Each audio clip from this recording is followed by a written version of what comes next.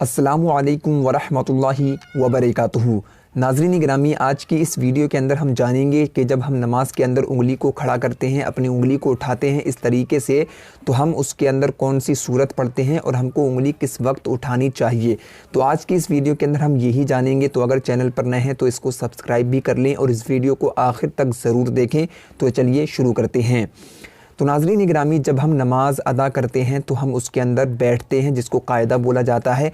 अगर हम 4 रकात वाली नमाज़ अदा कर रहे हैं तो उसके अंदर 2 कायदे होते हैं। एक दूसरी रकात अदा करने के बाद में जब हम बैठते हैं तो उसको पहला कायदा बोलते हैं, और चौथी रकात अदा करने के बाद में जब हम बैठते हैं तो उसको हम दूसरा कायदा बोलते हैं। और अगर 2 रकात वाली नमाज़ अदा कर रहे हैं तो उसके अंदर दोनों रकातों को अदा करने के बाद में जब हम बैठते हैं तो उसको कायदा बोला जाता है। और आप सभी को मालूम है कि जब हम कायदे के अंदर बैठते हैं, यानी कि उसके अंदर हमको सबसे पहले अत्तहियात शरीफ पढ़नी रहती है और उसके बाद में दुरूद शरीफ पढ़नी रहती है। तो अत्तहियात जो है यहाँ पर मैंने पूरी लिखकर आपको बता दी है कि किस तरीके से यहाँ पर उसको पढ़ा जाता है। तो देखिए, ये पूरी अत्तहियात शरीफ है। देखिए, अत्तहियातु लिल्लाहि वस्सलावातु वत्तय्यिबातु, अस्सलामु अलैका अय्युहन नबिय्यु व रहमतुल्लाहि व बरकातुहू, अस्सलामु अलैना व अला इबादिल्लाहि स्वालिहीन, अशहदु अल्ला इलाहा इल्लल्लाहु व अशहदु अन्ना मुहम्मदन अब्दुहु व रसूलुहु।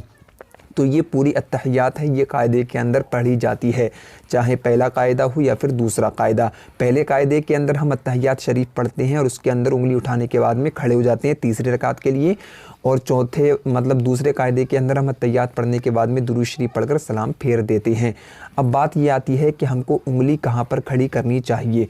तो नाज़रीन ग्रामी, जब आप अत्तहियात शरीफ पढ़ते होते हैं तो उसके अंदर जब आप यहाँ पर पहुँचते हैं वाला इबादिल्लाहि स्वालिहीन, उसके बाद में जब आप ये पढ़ते हैं अशहदु अल्ला इलाहा इल्लल्लाहु, तो आपको यहाँ पर उंगली खड़ी करनी होगी। यानी अशहदु पर ऐसे करके जब आप पढ़ेंगे अशहदु, फिर उसके बाद में अल्ला इलाहा इल्लल्लाहु, जब आप यहाँ पर आएंगे इल्लल्लाहु पर, तो आपको अपनी उंगली को नीचे गिरा देना होगा।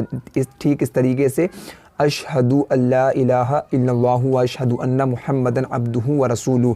तो इस तरीके से अत्तहियात शरीफ के अंदर उंगली खड़ी करी जाती है।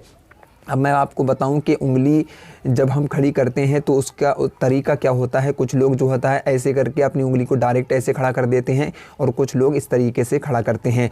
तो सही तरीका जो हमको किताबों के अंदर बताया गया है वो ये है कि अपनी उंगली को इस तरीके से हल्का बनाएं, यानी कि गोल गोल, उसके बाद में इसको इस तरीके से खड़ा करें। तो ये सारा अच्छा तरीका है जो कि किताबों के अंदर आता है। इस तरीके से भी खड़ी कर सकते हैं तो उसके अंदर भी कोई हर्ज नहीं है, लेकिन ये सही तरीका नहीं है। तो उसके बाद में अब ये बात आती है कि हम उंगली खड़ी करते क्यों हैं। तो नाज़रीन ग्रामी, जैसा कि यहाँ पर आप पहुँचेंगे अशहदु अल्ला इलाहा इल्लल्लाहु पर, तो इसका मतलब ये होता है अशहदु, मैं गवाही देता हूँ, अल्ला इलाहा कि कोई माबूद नहीं है, इल्लल्लाहु मगर अल्लाह के सिवा। तो जब हम यहाँ पर ये पढ़ते हैं अशहदु, मैं गवाही देता हूँ कि कोई माबूद नहीं है, तो यहाँ पर मतलब ये होता है कि सारे खुदाओं की नफ़ी हो जाती है, जिससे ये मालूम होता है कि दुनिया के अंदर कोई खुदा नहीं है। तो जब हम ये पढ़ते हैं कि मैं गवाही देता हूँ कि कोई खुदा नहीं है, तो हम उस वक्त उंगली खड़ी करते हैं कि एक खुदा है, इल्लल्लाहु, वो कौन है, अल्लाह तबारक व ताला। तो इस तरीके से हम अपनी उंगली को खड़ा करते हैं, और यही सारा अच्छा जो मैंने आपको तरीका बताया है, यही सही तरीका है। तो नाज़रीन ग्रामी, उम्मीद है कि ये वीडियो आपको पसंद आई होगी। अगर वीडियो पसंद आई है तो लाइक और शेयर ज़रूर कर दें।